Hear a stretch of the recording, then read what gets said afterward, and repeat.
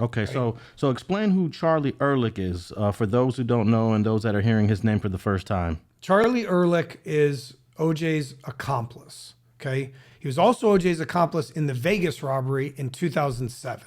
Now, what a coincidence there. And OJ wrote in his book, If I Did It, chapter 6, this guy Charlie showed up, a guy I had recently become friends with, and he wasn't smiling. And I said, what's wrong? And I'm fluctuating between the confession, screenplay, tape, their manuscript book, the info that Charlie gives, and also the info that OJ gives. So I fluctuate between, and people try to hold me to this, but I like to tell it all together. It's just easier. And this guy Charlie shows up.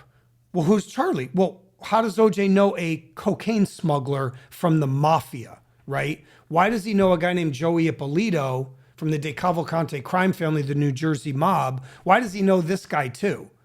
Why are all these phone calls going to Rockingham that's in a published report in 1994? Why is Joey Ippolito continually calling Rockingham over and over again? Okay. It was a extortion. It was a drug debt that Charlie and Joey tried to tie Faye Resnick into, Nicole Brown Simpson, Keith Z, and OJ himself.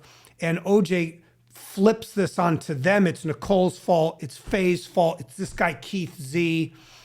And I can't go into too much detail about how Ehrlich sets it up. We could talk for hours. It's like there's so much detail to what they're doing that I know about too. And OJ freaks out. He's just like, what? Why are you telling me? Why are you asking me for a bunch of money? I hooked Joey up. That's what it says in the confession, okay? He's telling him like, why are you squeezing me? And that's the name of the script. It's called Squeeze. See, in the article, they call it Juiced. It's actually called Squeeze. Okay, so you have multiple sources here. You're talking about a script that was written or co-written by Charlie and Ehrlich. Charlie Ehrlich and Eric. And then you're also referring to the book that OJ wrote, If I Did It, which eventually got taken off the shelf. Which he wrote with Charlie, but he never says Charlie's last name. That's why he says Charlie brought the knife. Charlie followed this guy in. And everyone's like, who's Charlie? Now remember, that interview was shelved for 12 years. No one saw it. Rupert Murdoch fired Judith Regan. He shelved the book. It was in a vault. There was one single copy. They shredded thousands of copies because the families and everyone went crazy. Like, what are you doing? OJ's confessing. He's telling the story. Well, who's Charlie? Oh, it's his alter ego. No, it's a real guy. He's messing with you. Charlie showed up. I believe Charlie took the knife. What? Like, and so to me, it was fascinating when Eric told me initially about the project too. He goes, read chapter 6. Watch the Judith Regan interview. Let OJ tell you the story first. And that's how I was like, whoa, wait a minute. What's going on? They only released the Judith Regan interview in 2018 when OJ's going to get out of jail from Vegas. No one saw that. And what year is the Judith Regan interview? 2006. And what is it? The interview actually reveal? Based on the book. Oh, If I Did It.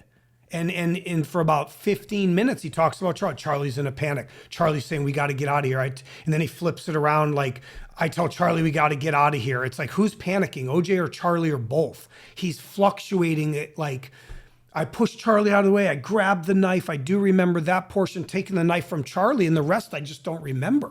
6 uninterrupted minutes. OJ puts himself, hypothetically, at the scene of the crime. The Chapter 6 is called The Night in Question.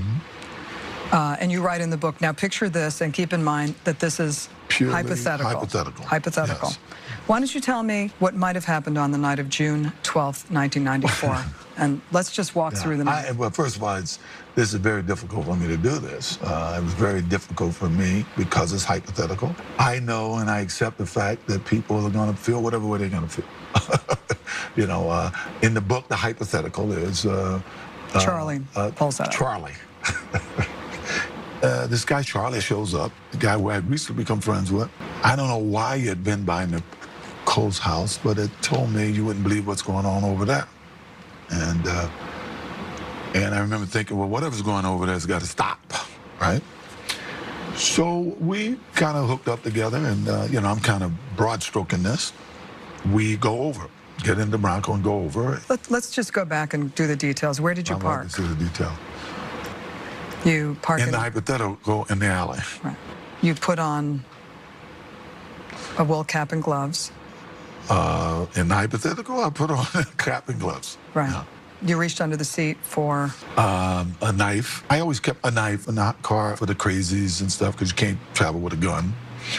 And I remember Charlie saying, "You ain't bringing that." And I didn't, right? But I believe he took it.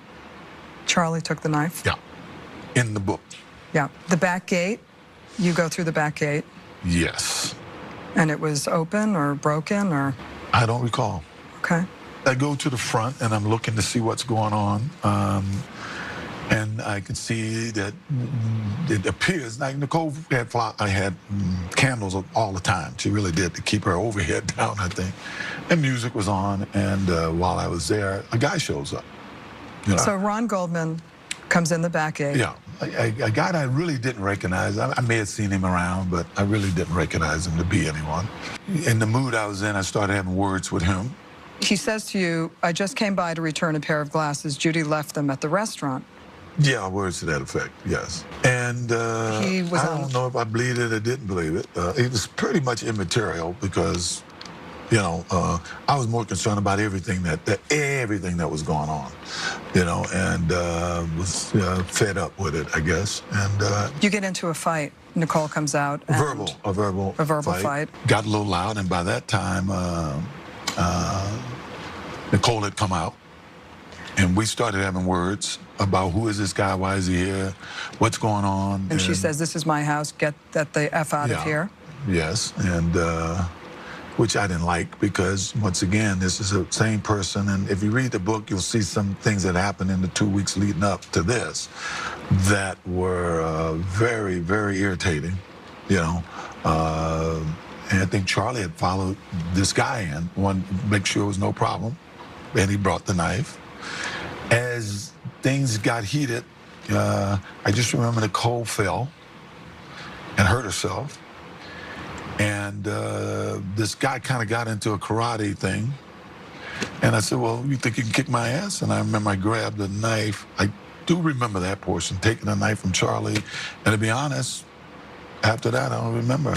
Except I'm standing there and there's all kind of stuff around and...